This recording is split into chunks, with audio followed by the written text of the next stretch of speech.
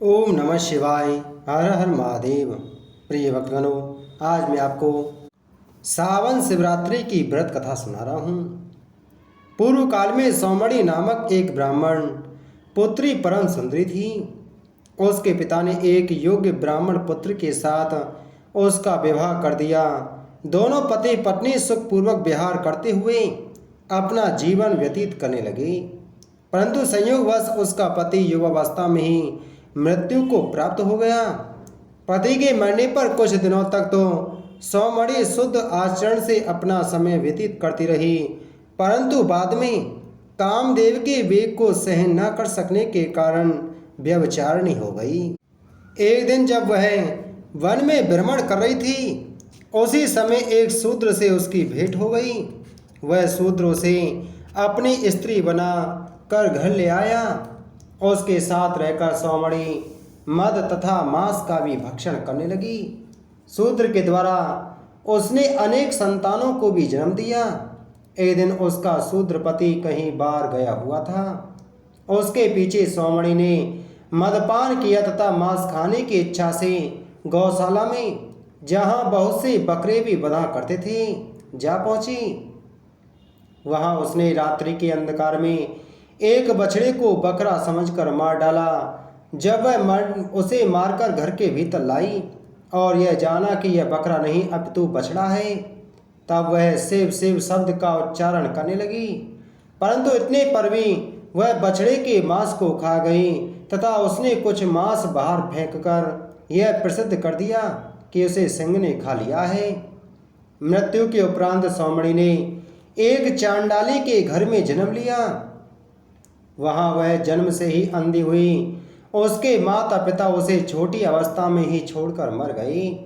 अंधे होने के कारण किसी ने उसके साथ विवाह भी नहीं किया। फिर उसे कुष्ठ रोग भी हो गया। एक दिन सावन माह के चतुर्दशी को जब शिव भक्त गोकर्ण क्षेत्र में जा रहे थे, तो वह भी भोजन पाने की इच्छा से उनके पीछे पीछे चल दी। वहां वह दोनों हाथ फैलाकर भिक्षा मांगती थी, परंतु कोई भी उसके घृणित रूप को देखकर पास नहीं आता था।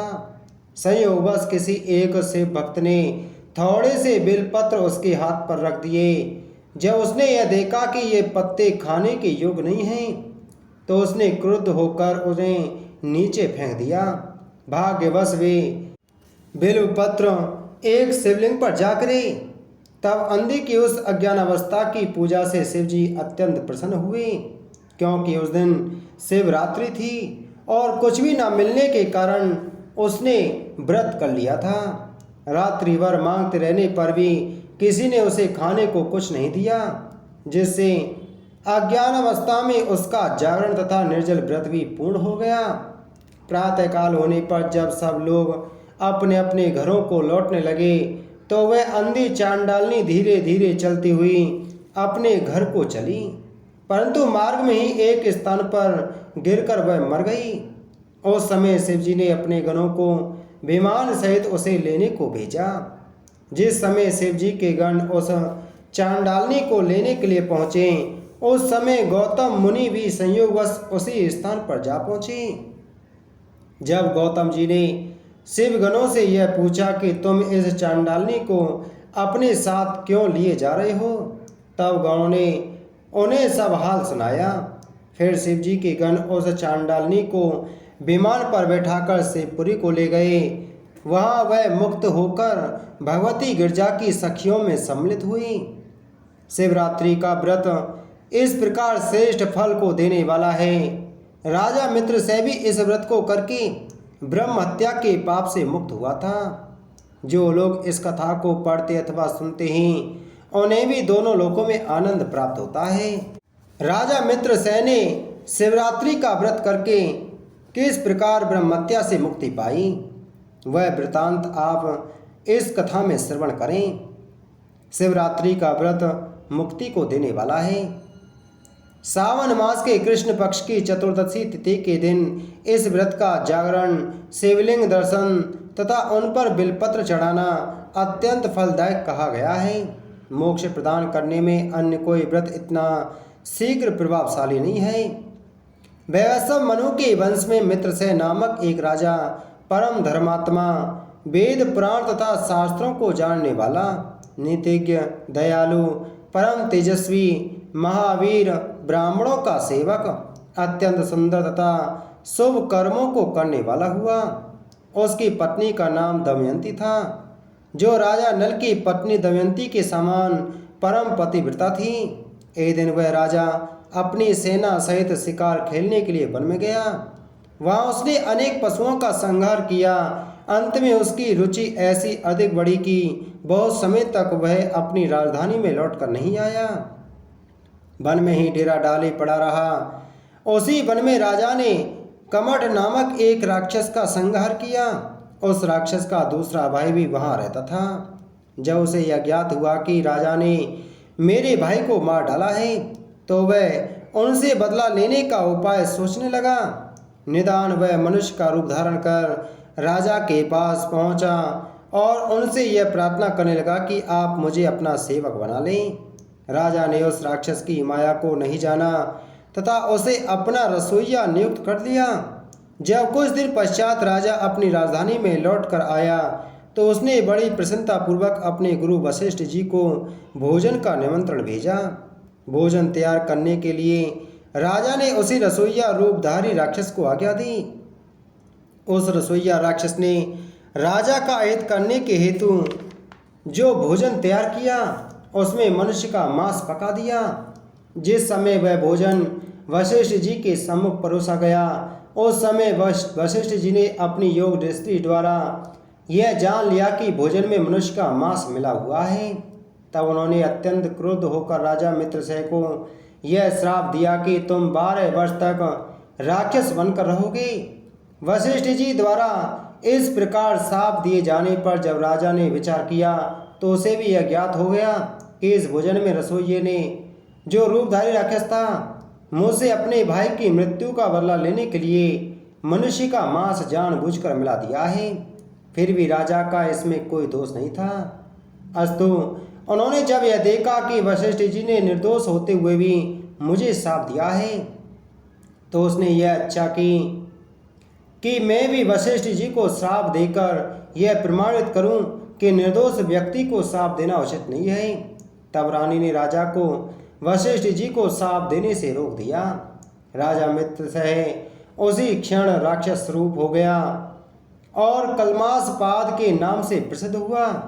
राजा कलमासपाद वन में जाकर बहुत से जीवों को दुख पहुंचाने तथा उन्हें मारकर खाने लगा। एक दिन उसने एक युवा ब्राह्मण को, जो अपनी युवा स्त्री के साथ रमण कर रहा था, जा पकड़ा। उस समय ब्राह्मणी ने राजा को बहुत कुछ समझाया, परंतु कलमासपाद ने उसकी एक भी बात नहीं मानी तथा उस ब्राह्मण का सिर फोड़कर खा लिया। यह देखकर ब्राह्मणी ने अपने पति के साथ सती होने का उद्योग किया तथा चिता पर बैठते हुए राजा को यह श्राप दिया कि जिस समय तू अपनी स्त्री से भोग करेगा, उसी समय तेरी मृत्यु भी हो जाएगी।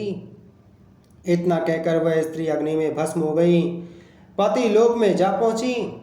12 वर्ष की अवधि बीतने पर जब राजा अपने मनुष्य का रूप प्राप्त हुआ, तो अपने राज्य में आ पहुंचा।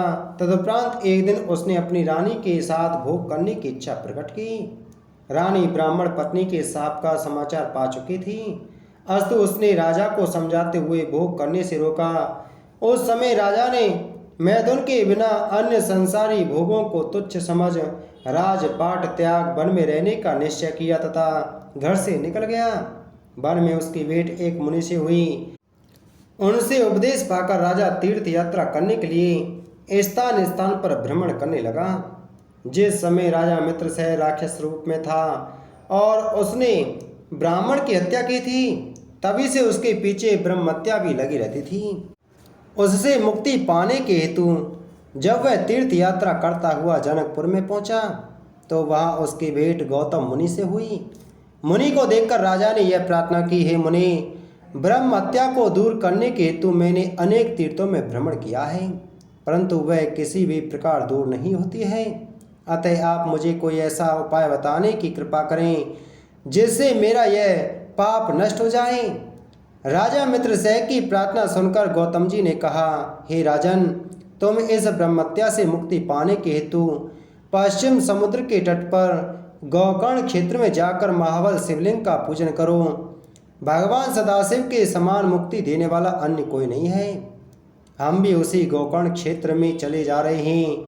शिवरात्रि के दिन इस शिवलिंग की पूजा करने से ब्रह्म हत्या दूर हो जाती है। तुम जाकर भगवान शिव जी की शिवरात्रि के दिन व्रत करो, भगवान शिव जी का पूजन करो, इससे तुम्हारे सभी पाप नष्ट हो जाएंगे। ऋषि से यह उपदेश पाकर राजा मित्रसेन गोकर्ण क्षेत्र में जा पहुंचा।